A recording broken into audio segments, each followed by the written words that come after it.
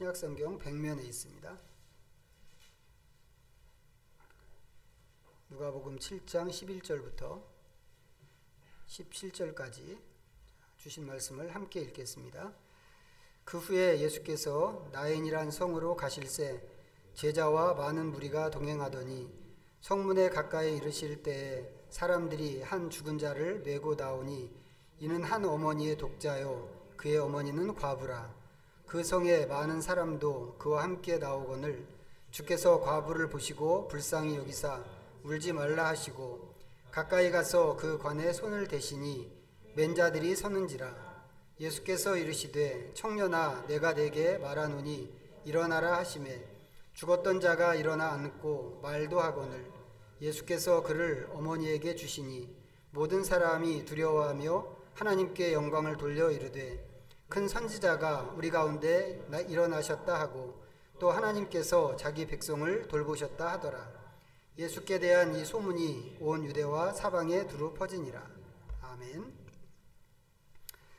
우리가 2달 전에 오늘이 이제 하나님 나라 절기 8번째 시간인데 2달 전에 구원의 절기가 무엇인가 좀 소개해드린 적이 있습니다. 기억하셔야 되는데 왜 지금 우리에게 초대교회 가르침이 필요한가에 대해서 좀 길게 말씀을 드리면서 이제 그 시리즈의 마지막 시간에 이 구원의 절기를 좀 정리해서 말씀을 드렸는데 오늘 말씀에 들어가기 전에 좀 환기 차원에서 다시 한번 좀 요약적으로 말씀을 드리면 우리가 따라가고 있는 이 구원의 절기는 우리의 구원을 완성하기 위해서입니다. 우리의 구원을 완성하기 위해서 예수님을 따라가도록 인도하는 1년짜리 영적 달력이라고 할 수 있습니다.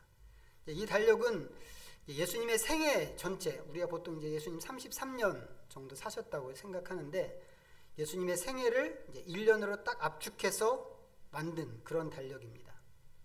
그렇기 때문에 이 달력을 따라가는 것은 마치 예수님을 따라가는 것과 같은 이제 그런 의미를 갖게 되고, 또 예수님께서도 말씀하셨지만 예수님을 쭉 따라가면 이제 그 끝에서 우리는 하나님을 만나고 이제 하나님께서 목표하신 우리의 구원을 완성하는 것입니다. 그 완성에 도달하는 것이죠. 꼭 이게 구원의 달력이 아니더라도 이제 우리가 일상에서 쓰는 달력도 1년짜리잖아요.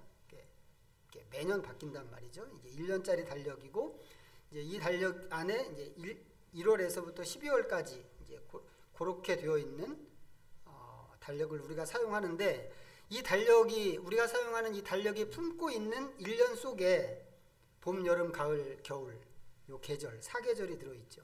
그리고 이제 태양의 위치에 따라서 정해 놓은 24절기가 또 있습니다. 그리고 그 사이사이에 이제 우리가 지키는 이제 중요한 명절들이 또 끼어 있습니다. 그래서 이제 이 트랙, 우리가 사용하고 있는 보통의 이 달력이 갖고 있는 이 트랙을 잘 밟고 한 해를 쭉 살아가다 보면 이제 우리가 한 살씩 먹게 된단 말이죠. 한 살 먹게 되는데 나이만 한 살 먹는 게 아니고 이제 그것을 통해서 이제 아이들은 몸도 자라고 또 지성도 자라고 또 뭐 감정이나 지혜도 자라갑니다. 또 어른들도 마찬가지죠. 뭐 몸은 다 자랐다고 하더라도 더 나은 삶을 위해서 순간순간 내가 무엇을 어떻게 해야 하는가 하는 것들을 깨닫고 또 터득하기도 합니다. 이제 그런 것처럼 구원의 달력이 품고 있는 그 1년 안에도 보면 이제 몇 개의 절기들이 있고 또 그 사이사이에 뭐 영적으로 특별히 좀 기억하고 기념해야 하는 명절들이 있습니다. 그 트랙을 쭉 밟고 이제 한 해를 사는 건데, 이제 한 해 사는 건데, 한 해를 살게 되면 그것 가지고 이제 영적인 나이를 우리가 한 살씩 먹는 것입니다. 그리고 자라기도 하죠. 우리의 영육혼이 자라고 또 지정의가 이제 그만큼 성장하게 되어 있습니다. 얼마만큼 성장하는 건가요? 예수님만큼 성장하는 겁니다. 우리가 전에 봤던 말씀을 다시 한번 좀 보시면 좋겠는데 데살로니가전서 5장입니다. 한번 보시죠. 데살로니가전서 5장. 이런 말씀 좀 우리가 잊어버리지 않게 좀 마음에 계속 좀 두고 있어야 되고, 이제 그것을 위해서라도 좀 반복적으로 봐야 되는데, 333면입니다. 데살로니가전서 5장 23절. 자, 같이 읽어보겠습니다. 시작. 평강의 하나님이 친히 너희를 온전히 거룩하게 하시고 또 너희의 온 영과 혼과 몸이 우리 주 예수 그리스도께서 강림하실 때에 흠없게 보존되기를 원하노라. 하나님께서 바라시는 것은 뭐냐면 일단 우리가 온전히 거룩하게 되는 것입니다. 이 말씀이 이야기하는 게. 그리고 예수님께서 다시 오실 때 우리의 영육 혼이 인격적으로, 전인격적으로 흠없이 보존되는 것입니다. 이게 하나님이 바라시는 거란 말이죠. 바울이 교회를 향해서, 데살로니가 교회를 향해서 지금 이 얘기를 하고 있는데, 굳이 교회를 향해서 이런 이야기를 하는 이유는 이것이 교회와 성도가 씨름해서 이루어야 하는 숙제 같은 것이기 때문에 그렇습니다.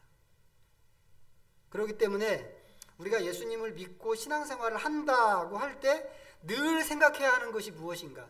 이거란 말이죠. 이거. 온전히 거룩하게 되는 것. 내가 온전히 거룩하게 되는 것. 또 나의 영과 혼과 육이 예수님 오실 때 흠없게 보존되는 것. 이게 하나님이 바라시는 것이고 또 하나님이 보고 싶어하는 것이기 때문에 우리도 당연히 우리 자신을 그 목표에 도달하게 해서 하나님께 딱 보여드리는 게 그게 맞는 얘기다라고 하는 겁니다. 그래서 이제 지난번에 말씀드린 것처럼 이 과정을 일종의 경주라고 생각해야 하고 우리는 그 경주를 뛰는 운동선수가 되어야 하는 것입니다. 이 구원의 절기는 이제 그 목표를 놓치지 않고 이 경주, 우리에게 주어진 이 경주를 끝까지 잘 뛰어서 완주할 수 있게끔 하는 안내자 내지는 지도 같은 것입니다. 지금 읽은 이 데살로니가전서 말씀 이 구절에서 요청하는 게 우리의 영과 혼과 육과 혼이 흠없게 보존되는 것이라고 이제 이렇게 이야기하고 있는데, 이제 다른 말씀에서는 이 영육혼, 여기서 말하는 영육혼을 겉사람과 속사람이라고 이제 이렇게 표현한 게 또 있습니다. 이제 사람이 사는 것은 이제 앞에 걸로 이야기하자면 사실 우리는 육신으로 사는 겁니다. 우리 육신이 이 세상에서 살아가는 거죠. 또 다른 표현으로 하면 겉사람이 이 세상에서 살아가는 겁니다. 우리가 사람을 만나고 또 뭐 일터에서 일을 하고 학교에서 공부하고 또 먹고 자고 하는 것 전부가 누가 하는 거냐라고 한다면 우리의 육체가 하는 것이고 우리의 겉사람이 하는 것입니다. 그런데 이 겉사람이 하는 것이 거룩하지 않을 때가 많단 말이죠. 거룩한 것이 아니고 오히려 반대일 경우가 굉장히 많습니다. 어떻게 보면 훨씬 많죠. 우리가 이제 계속 강조해서 하는 얘기가 예수님의 수준으로 자라가야 됩니다 라고 이렇게 말은 하지만 또 우리가 또 공감하고 동의하지만 예수님이라면 안 했을 것 같은 그런 말들, 그런 생각들, 그런 행동들을 우리가 늘 하면서 삽니다. 그런가 하면 또 어떤 경우에 보면 믿음이 좋다고 하는 어떤 사람들이 부도덕하게 행동하는 것들을 또 우리가 봅니다. 아니면 성령의 은사가 막 충만하고 많이 갖고 있는 강한 은사를 가졌다고 하는 사람들 중에 또 꽤 많은 사람들이 옳지 못한 그런 행동들을 하는 경우도 또 종종 봅니다. 우리가 그런 것들을 많이 봤단 말이죠. 많이. 그래서 어떻게 생각하면 이제 이런 생각도 들어요. 의문도 들어요. 믿음이나 우리가 갖고 있는 믿음이나 성령의 은사하고 이 사람의 인품하고는 완전 상관이 없는 것인가? 이런 의문이 들 때도 있을 만큼 이 앞뒤가 맞지 않는 이제 그런 사람들이 훨씬 많은 게 우리가 사는 이 세상의 현실입니다. 왜 그런 현상이 나타날까? 왜 그런 현상이 나타날까? 성령이 충만하고 성령께서 큰 은사를 강하게 많이 준 사람이라면 성령에 사로잡혀서 거룩하게 살아야 될 것 같은데, 그게 맞을 것 같은데 전혀 반대로 사는 일들이 왜 생길까? 그것은 이 속사람의 변화 없이는 겉사람이 반듯하게 사는 게 불가능하기 때문이다 라고 하는 것입니다. 그래서 성경이 속사람이 새로워지는 것을 늘 강조하고 중요하게 이야기하고 있는 게 있고, 그런 차원에서 구원의 절기가 목적으로 삼는 것도 이 속사람이 새로워지는 것에 있다고 하는 것을 우리가 좀 기억하면서 이 구원의 절기를 따라가야 한다고 하는 것 좀 우리가 좀 생각하면 좋겠습니다. 자, 서론이 좀 길었는데 이제 오늘 읽은 본문 말씀으로 좀 다시 가보겠습니다. 오늘 말씀은 예수님께서 나인성 과부의 아들을 살리신 이야기입니다. 스토리는 되게 간단하죠. 예수님께서 제자들과 무리 사이에 끼어서 나인이라는 성에 들어가시는데 그 성문 입구, 성 입구, 그 마을 입구에서 상여를 메고 나오는 사람들, 일단의 사람들을 만나십니다. 그 성에 사는 한 과부의 외아들이 죽어서 그 시신을 묻으러 가는 사람들입니다. 예수님께서 불쌍히 여기셨죠. 보시고 불쌍히 여기셔서 그래서 죽은 청년을 살리셨습니다. 그러자 그 장면을 본 주변에 있는 사람들이 깜짝 놀라서 하나님께 영광을 돌렸습니다. 이게 다예요. 이게 되게 간단하죠. 한 줄로 요약하라고 한다면 예수님께서 죽은 청년을 살리셨다, 이 얘기입니다.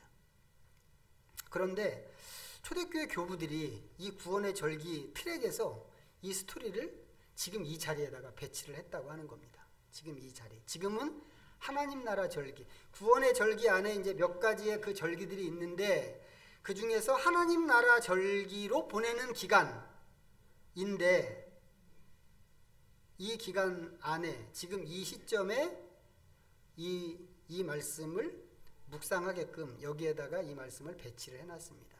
교부들이 생각한 것이 과연 무엇일까? 만약에 죽은 사람을 살리는 것이 핵심이라고 한다면, 그리고 그것을 통해서 하나님께서는 우리도 살리실 거야 라고 하는 것을 보여주는 게 핵심이라고 한다면 이건 부활절에 보는 게 더 좋겠죠. 그런 말씀처럼 생각이 듭니다. 그런데 그렇게 하지 않고 굳이 여기서 이 말씀을 묵상하게 했습니다. 무엇을 의도했을까? 초대교회 교우들이. 전체 스토리 속에서 눈에 잘 띄지 않는 대목이 한 가지 있습니다. 뭐냐면 16절에 있는 사람들의 반응입니다. 16절 다시 한번 읽어보시죠. 시작. 모든 사람이 두려워하며 하나님께 영광을 돌려 이르되 큰 선지자가 우리 가운데 일어나셨다 하고 또 하나님께서 자기 백성을 돌보셨다 하더라. 예수님께서 죽은 자를 살리신 것을 보고 모든 사람이 두려워하며 하나님께 영광을 돌렸습니다. 그러면서 이 사람들이 두 가지를 이야기했습니다. 하나는 큰 선지자가 우리 가운데 일어나셨다고 하는 것 한 가지 하고, 또 하나는 하나님께서 자기 백성을 돌보셨다고 하는 것입니다. 자, 이 중에서 이 두 가지 얘기 중에서 두 번째 말이 이제 오늘 좀 주목해서 보고 싶은 그런 표현인데, 이게 이제 특별한 이유는 이미 앞에서 이와 똑같은 말을 한 사람이 있기 때문에 그렇습니다. 누군가 하면 세례 요한의 아버지 사가랴입니다. 보시죠. 누가복음 1장입니다. 누가복음 1장 88면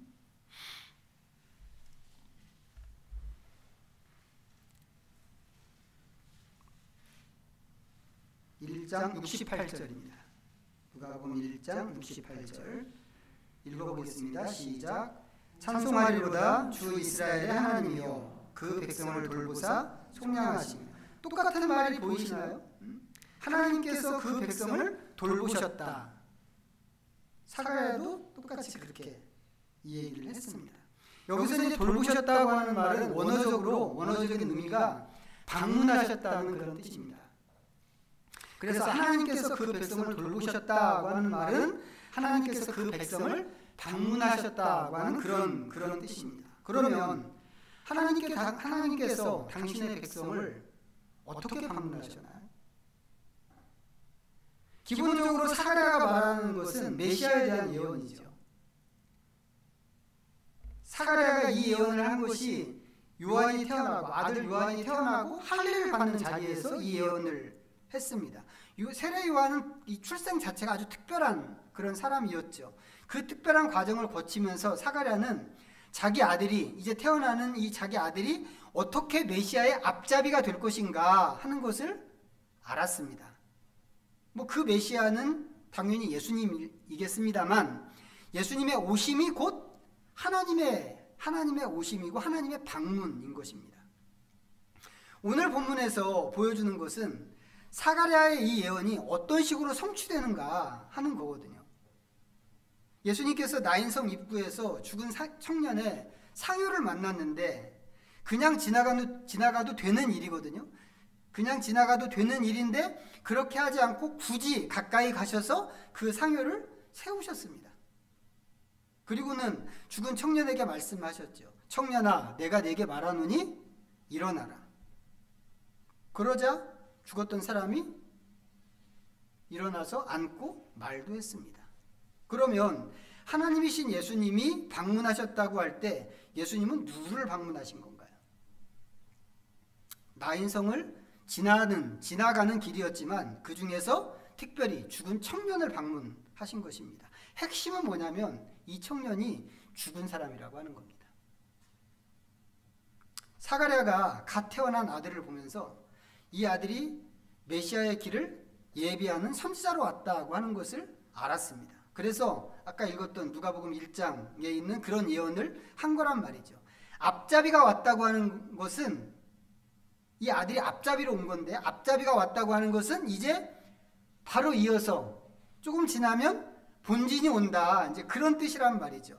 이 아이가 메시아의 앞잡이로 왔다면 이제 메시아가 곧 올 것이다. 이런 뜻입니다. 사가랴도 그 사실을 알았습니다. 그런데 그 메시아의 오심이 다름 아닌 자기 백성을 향한 하나님의 방문이라고 하는 것을 알았단 말이죠. 그래서 사가랴가 그런 식의 예언을 사람들 앞에서 한 것입니다. 그러면 이 메시아의 오심을 오늘 말씀이 보여주는 내용에 비추어서 바라볼 때 하나님의 방문은 누구를 향한 방문인가? 누구를 향한 방문일까? 기본적으로는 하나님의 방문은 모든 인류를 위한 방문이죠. 모든 인류를 위해서 아들을 보내셨고 하나님이신 예수님이 오셨습니다. 그런데 그 중에서도 특별히 오늘 말씀, 오늘 우리가 본문으로 본 말씀이 보여주는 것은 죽은 백성을 향한 방문이다 라고 하는 것을 보여주고 있다고 하는 겁니다. 하나님께서 우리에게 오시는 것은 죽은 우리를 살리기 위해서 오시는 것입니다. 죽은 우리를 살리러 오시는 것입니다. 에베소서 2장 한번 보겠습니다. 310면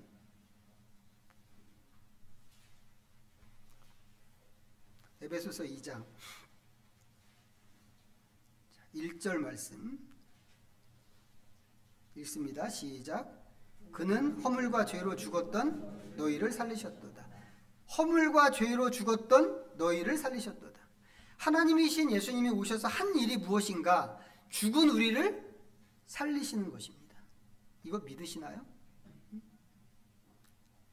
우리는 사실 이런 얘기를 수도 없이 들었습니다. 수도 없이 들어서 알고 있죠. 그리고 교리적으로도 이 얘기가 굉장히 중요한 이야기입니다.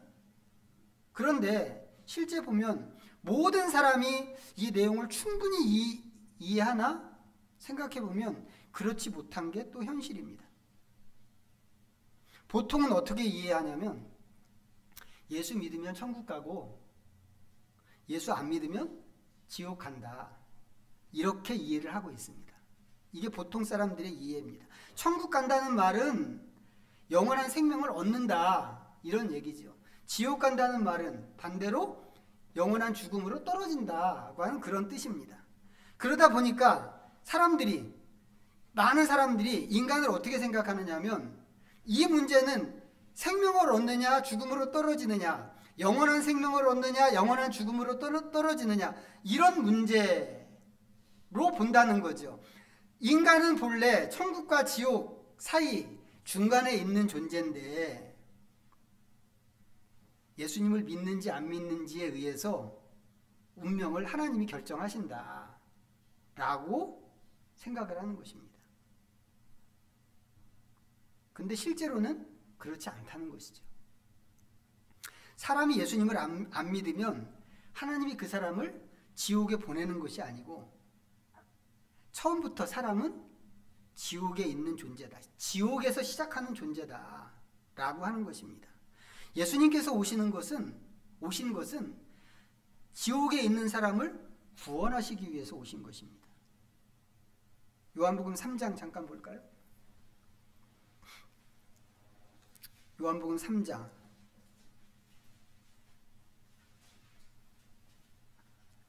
17절 읽어보겠습니다. 시작. 하나님이 그 아들을 세상에 보내신 것은 세상을 심판하려 하심이 아니요 그로 말미암아 세상이 구원을 받게 하려 하심이라. 요한복음 3장 16절은 다들 알잖아요. 너무 유명한데 바로 이어서 이런 말씀이 있는 거 아는 사람은 그렇게 많지 않은 것 같아요. 이거 같이 싸잡아서 이거 외우고 있어야 되는 말씀이거든요. 여기 있는 말씀처럼 예수님은 예수 안 믿는 사람을 심판하고 지옥에 보내려고 오신 게 아니란 말이죠. 그럼 왜 오셨어요? 지옥에 있는 사람을 구원하려고 오신 것입니다. 하나님이 그 아들을 세상에 보내신 것은 세상을 심판하려 하심이 아니요 그로 말미암아 세상이 구원을 받게 하려 하심이라. 구원받아야만 하는 그런 위치에 이미 떨어져 있는 거란 말이죠. 그 사람들을 건져내기 위해서 하나님께서 이 아들을 보내신 것입니다. 그런데 이 사실을 제대로 알고 있는 사람이 그렇게 많지 않습니다. 그러다 보니까 어떤 사람은 이 얘기로, 사실은 이 얘기가 아니죠. 이 얘기를 자기 나름대로 생각하고 있는 그 자기 인식으로 하나님을 비난하는 경우도 있습니다. 이렇게 비난하는 거예요. 아니, 단지 예수 안 믿었다고 하는 그것으로 사람을 지옥에 보낸단 말이야? 이렇게 생각을 한단 말이죠. 그러면서 그렇게 독선적이고 폭력적인 하나님이라면 좋아, 내가 기꺼이 지옥에 가겠어. 이렇게 생각하는 사람들이 있습니다. 이런 사람들은 예수님 이야기를 마치 시지프스의 신화 같은 것으로 생각하는 것 같아요. 신이 너에게 형벌을 내렸어? 좋아, 그거 그냥 기쁘게 받아. 그래갖고 너에게 형벌을 내린 그 신이 당황하게 기쁘게 그걸 감당해. 마치 이런 것처럼 하나님이 예수 안 믿는다고 나를 지옥에 보낸단 말이야? 내가 가서 기쁘게 감당하지.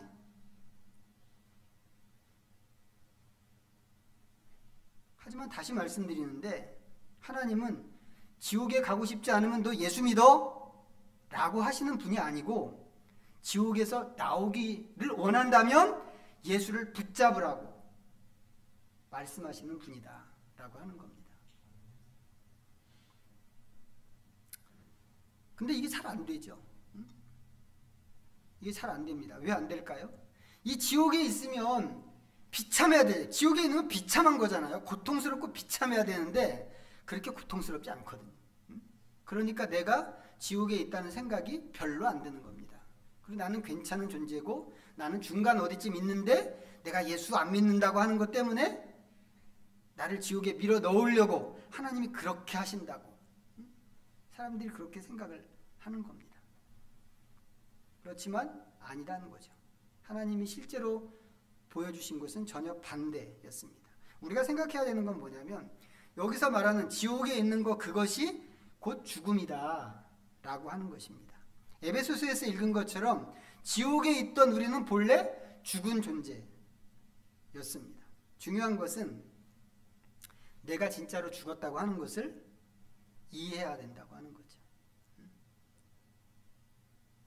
조금 전에 말씀드린 것처럼 내가 지옥에 있다고 한다면 내 인생이 정말 비참하고 너무 고통스럽고 그렇게 느껴져야 되는데 이게 안 느껴지기 때문에 내가 지옥에 있다고 하는 것을 이해하지 못하는 것처럼 많은 사람들이 내가 지금 죽음 가운데 죽은 존재다라고 하는 것을 잘 이해하지 못합니다. 오늘 말씀에서 죽은 청년이 예수님 말씀에 순종했습니다. 일어나라, 청년아 일어나라 했더니 죽은 청년이 예수님 말씀 듣고 벌떡 일어나서 딱 앉았습니다. 원래 죽은 사람은 이렇게 못하죠. 죽은 사람은 이렇게 할 수가 없습니다. 죽은 사람은 어떤 말이나 아니면 어떤 상황에도 반응할 수가 없습니다. 죽은 사람을 막 가서 때린다고 해서 너 왜 나 때려? 이렇게 할 수 없단 말이죠. 죽었기 때문에. 뭘 할 수도 없지만 뭘 해야 한다고 하는 그런 인식도 없습니다. 의식도 없습니다. 그런 것을 통상 우리가 죽었다고 이렇게 이야기한단 말이죠. 그런데 아무것도 할 수 없는 이 죽은 청년이 예수님이 말씀하시니까 순종하고 딱 일어났습니다. 뭘 얘기하는 거예요? 죽은 시체도 예수님 말씀에는 순종해야 한다고 하는 것이죠. 그 말씀이 왜 예수님께서 말씀하셨던 그 말씀이 곧 천지를 창조하셨던 말씀이니까, 하나님의 말씀이니까 시체가 아니라 시체보다 더한 뭐라도 순종을 하는 것이 마땅하고 순종할 수밖에 없습니다. 에스겔서에서 보면 사람이 죽은 다음에 이제 다 썩잖아요. 다 썩어서 살이 다 사라진 마른 뼈 이야기가 나옵니다. 마른 뼈가 하나님의 말씀에 순종하는 이야기가 에스겔서에 있단 말이죠. 아무것도 아닌 것도 하나님 말씀에는 그렇게 순종할 수밖에 없다고 하는 것을 그 에스겔서에 있는 그 이야기가 보여주는 것인데, 죽은 시체가 이렇게 반응할 수 있는 것은 또 하나님 말씀밖에 없다고 하는 것도 보여주는 그런 장면이기도 합니다. 죽은 사람은 아무것도 할 수 없지만, 어떤 것에 반응할 수도 없지만 하나님 말씀에는 반응해야만 한다고 하는 것이죠. 오늘 죽은 청년이 예수님 말씀에 순종하고 일어나 앉은 것은 어떻게 된 일인가? 그것은 그 사람이 죽었기 때문에 된 일이다 라고 하는 거죠. 반대의 경우를 생각해 볼 수 있을까요? 하나님께서 말씀하셨는데 순종하지 않는 그런 상황들, 예를 들면 예수님을 따라다녔던 수많은 사람들 생각해 보세요. 일반 백성들도 있고 무리들이라고 하는 일반 백성들도 있고 바리새인들도 있었는데, 예수님 말씀에 이 사람들이 하나같이 순종하고 따른 것은 아니었단 말이죠. 왜 그랬을까? 예수님의 말씀이 곧 하나님의 말씀인데 어떻게 이 사람들이 순종하지 않고 그냥 그렇게 있을 수 있었을까? 그것은 그 사람들은 자기가 살아있는 사람들이기 때문에 그랬던 것이죠. 자기가 살아있는 사람은 아무리 많은 말씀을 들어도 오늘 죽은 청년이 반응했던 것 같은 그런 반응을 할 수 없는 것입니다. 우리가 앞에서 많이 봤습니다만 유대 사회에서 주로 죄인들이 예수님 말씀에 반응을 했잖아요. 예를 들어서 누가 있습니까? 삭개오. 향유를 부었던 여인, 죄인 여자였잖아요. 그 여인, 수가성 여인, 그런 사람들이 대표적인데, 그 사람들이 어떻게 예수님의 말씀에 그런 식으로 반응을 할 수 있었을까? 그것은 그들이 그 사회에서 죽은 사람이었기 때문에 그렇습니다. 그 사람들도 알았죠. 자기들이 그 사회에서 죽은 존재로 위치해 있다고 하는 것을 알았죠. 누구보다도 잘 알았습니다. 그래서 그들이 예수님의 말씀에 그렇게 반응할 수 있었다고 하는 것입니다. 예수님의 말씀에는 죽은 사람만 반응하고, 살았다고 생각하는 사람들은 자기들이 무언가를 할 수 있기 때문에 이런 식의 반응을 할 수 없다고 하는 것입니다. 문제는 무엇이냐면, 오늘 말씀에서 보여주는 것처럼 예수님께서 죽은 자를 찾아오시는데, 죽은 자를 찾아오시기 때문에 산 자들은 예수님을 만나는 게 어렵다고 하는 이야기죠. 이게 이 말씀을 하나님 나라 절기에다 배치하고 묵상하게끔 했던 초대교회 교부들의 의도가 아니었을까 생각을 합니다. 그래서 우리는 우리를 방문하시는 하나님이 계시다고 하는 것을 알고 있는데, 우리를 방문하시는 하나님을 보기 위해서 먼저 해야 하는 일이 무엇일까? 그것은 내가 죽었다고 하는 것을 인정하는 것입니다. 이거 먼저 해야 된단 말이죠. 지옥에서 나오기 위해서 예수님을 잡으라고 하나님께서 예수님을 보내셨는데, 살기 위해서 예수님을 잡으려고 한다면 그러기 전에 내가 죽은 것, 내가 지옥에 있다고 하는 것을 먼저 알아야, 그걸 인정해야 손을 내밀 수가 있단 말이죠. 그런 것처럼 내가 죽은 것을 알아야 예수님, 나를 찾아오시고 방문하신 예수님을 만나고 반응할 수가 있습니다. 근데 과연 그걸 우리가 할 수 있을까? 그거 해야 하는데, 나는 죽었어 라고 하는 것을 분명히 인식해야 하는데, 그거 먼저 알아야 하는데, 그거 과연 할 수 있을까? 이게 쉽지 않은 일이다 라고 하는 겁니다. 왜 쉽지 않을까요? 이 죽음이 우리에게 주는 것이 절망이기 때문에 그렇습니다. 우리는 아무도 죽어본 적 없잖아요. 아무도 죽어본 적 없기 때문에 진짜 죽음이 무엇인지 잘 모를 수 있는데, 가끔 한 번씩 차라리 죽었으면 좋겠어, 차라리 죽는 게 더 낫겠어 라고 하는 경우를 경험하는 때가 있기는 합니다. 그게 절망이죠. 죽는 것보다 사는 게 더 무서운 그 상황이 우리에게 주는 게 절망이죠. 죽음이 주는 것이 그런 절망입니다. 죽은 사람은 아무것도 할 수 없기 때문에, 그 상황을 어떻게 타개해 볼 수 없기 때문에 절망할 수밖에 없는 것입니다. 물론 우리는 교리적으로 나는 죽었어 라고 말할 수 있습니다. 그리고 믿을 수도 있죠. 그리고 믿죠. 어지간한 성도들이라면 다 이 사실을 믿습니다. 하지만 우리 마음 깊은 데서부터 진짜 죽음을 대면하게 된다면 어떻게 될까? 그 자체가 너무 고통스러워서 견디기가 어려울 것이라는 것이죠.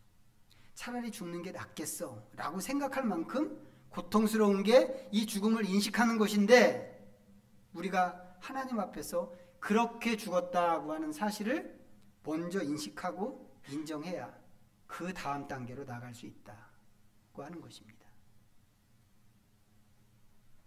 여기서 말하는 죽음은 뭘까요? 성경이 말하는 죽음은 뭘까요? 아까 읽었던 에베소서 말씀 다시 한번 보실까요? 에베소서 2장이었는데 310면 다시 가셔서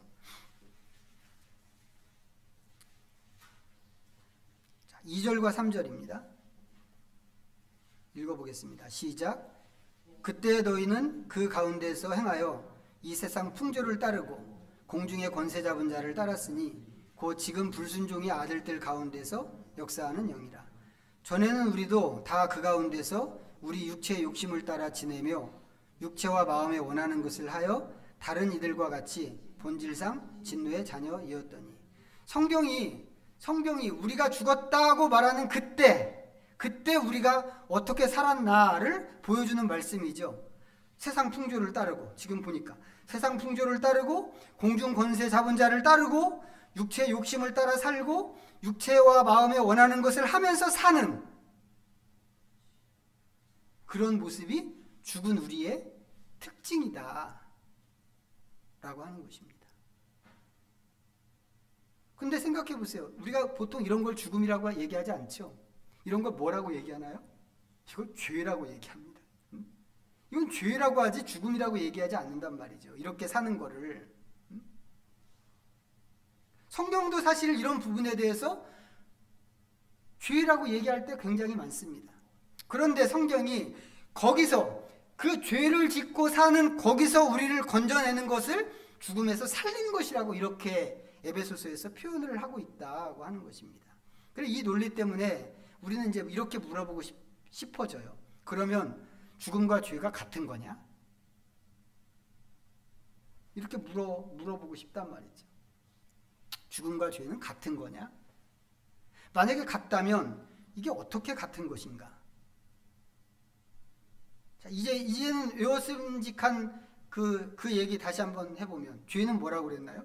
죄는 하나님에게서 벗어난 것, 화살이 관역에서 벗어나는 것처럼 죄는 하나님에게서 벗어나는 것이라고 그랬습니다. 그리고 벗어났기 때문에 우리와 하나님 사이에 벌어진 틈 같은 것이죠. 이 틈이 뭐 좁은 틈이든지 폭이 넓은 틈이든지 틈이 있으면 그 틈만큼 우리는 죄 가운데 있는 것입니다. 그에 비해서 죽음은 무엇일까요? 죽음은 하나님과 단절된, 관계가 단절된 것이 죽음입니다.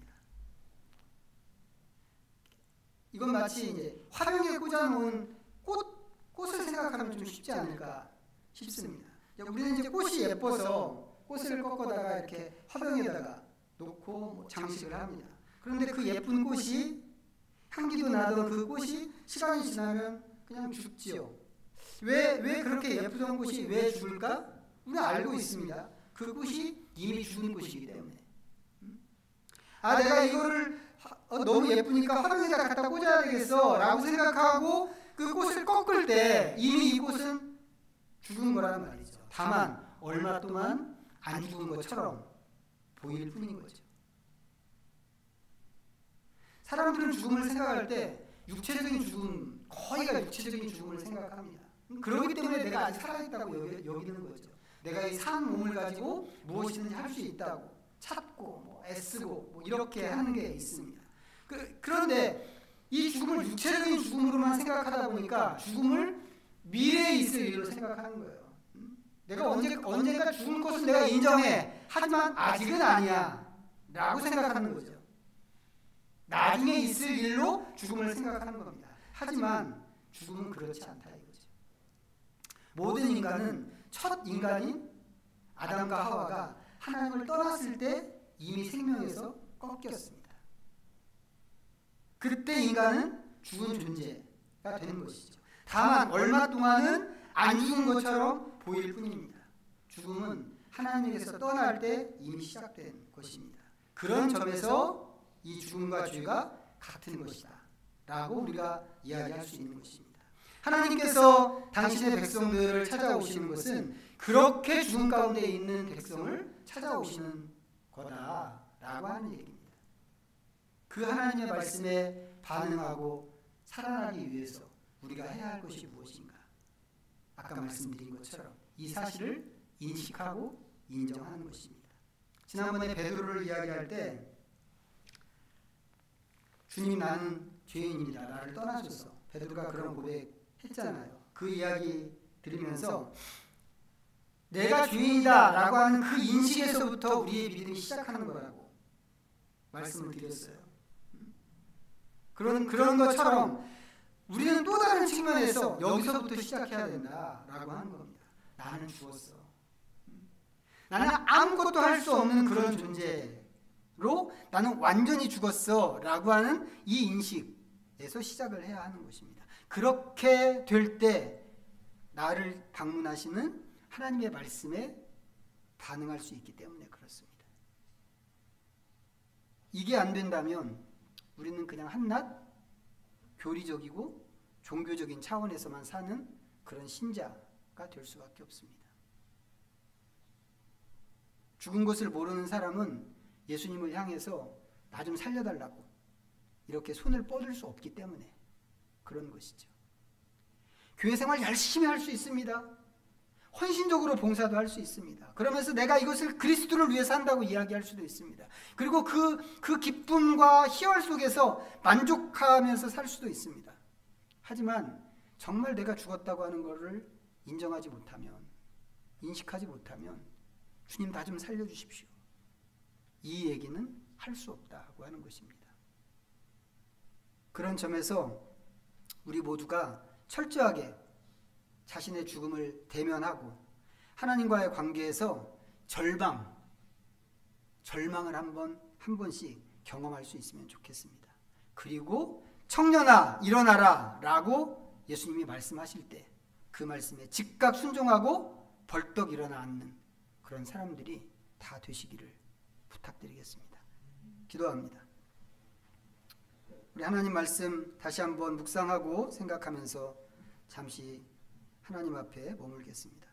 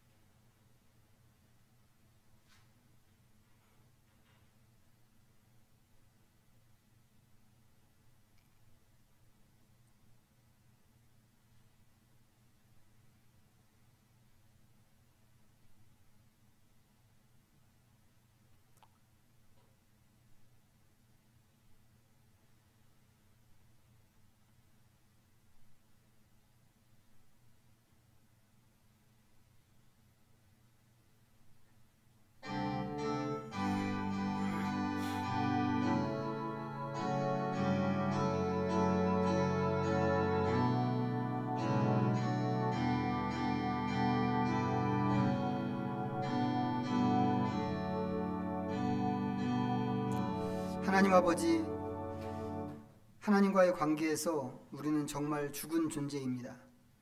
교리적으로는 수도 없이 들었고 믿기도 하는 얘기지만 실감은 안 나는 이 사실을 우리의 내면이 대면하기를 원합니다. 죽음 앞에서 철저하게 절망한다고 하더라도 그것을 통해서 주님의 말씀을 듣고 방문하시는 하나님을 볼 수 있다면 그것이 우리에게는 복일 것입니다. 우리의 인식을 새롭게 하셔서 우리 자신이 어떻게 죽은 자인지 알게 하시고 주님께서 찾아오실 때 온전한 반응으로 일어나게 하시옵소서. 예수님의 이름으로 기도하옵나이다. 아멘. 모두 자리에서 일어나셔서 찬송가 634장 부르시며 하나님께 봉헌하겠습니다.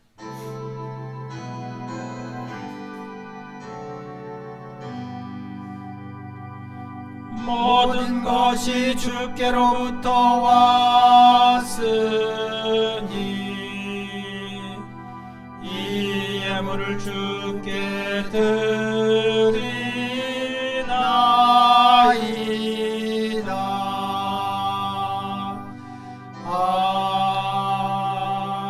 아멘.